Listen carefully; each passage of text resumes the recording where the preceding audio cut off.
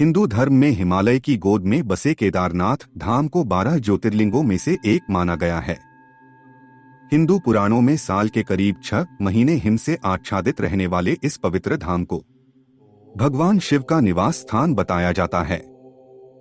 ऐसा माना जाता है कि यहाँ भगवान शिव त्रिकोण शिवलिंग के रूप में हर समय विराजमान रहते हैं।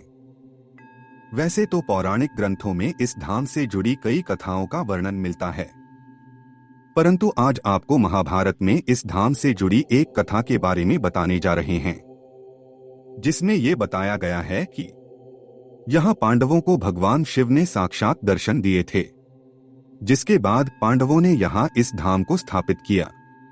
हम आशा करते हैं कि इस वीडियो को आप अंत तक जरूर देखेंगे और हमारे चैनल को सब्सक्राइब जरूर करें। कमेंट में हर हर महादेव जरूर लिखिएगा। ओम नमः शिवाय। आप सभी शिव भक्तों का आपके अपने YouTube चैनल भगवत ज्ञान कथा में हार्दिक स्वागत है। आइए जानते हैं केदारनाथ से जुड़ी इस रोचक कथा के बारे में। धार्मिक ग्रंथों में वर्णित कथा के अनुसार महाभारत युद्ध में विजय के पश्चात पांडवों में सबसे बड़े युधिष्ठिर को हस्तिनापुर के नरेश के रूप में राज्याभिषेक किया गया। उसके बाद करीब 4 दशकों तक युधिष्ठिर ने हस्तिनापुर पर राज्य किया।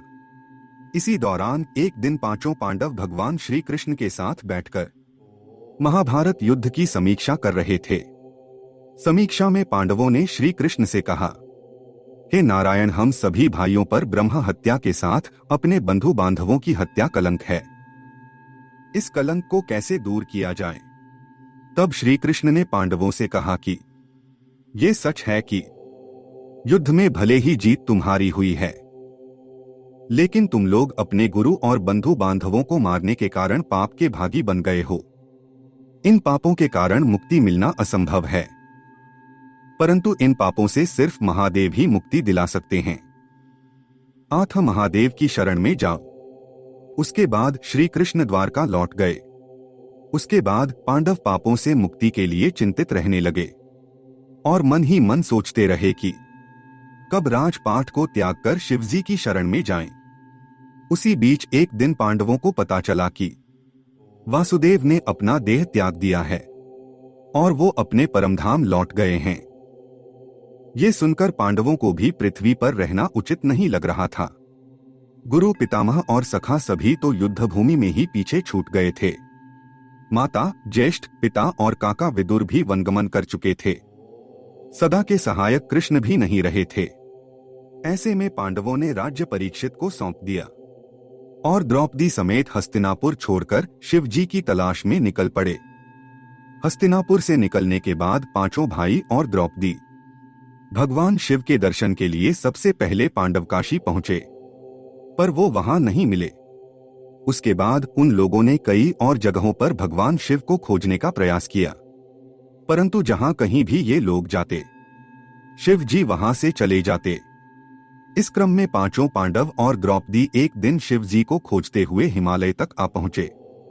यहां पर भी शिव जी ने इन लोगों को देखा तो वो छिप गए, परंतु यहां पर युधिष्ठिर ने भगवान शिव को छिपते हुए देख लिया। तब युधिष्ठिर ने भगवान शिव से कहा कि हे प्रभु, आप कितना भी छिप जाएं, लेकिन हम आपके दर्शन किए बिना यहां से नहीं जाएंगे।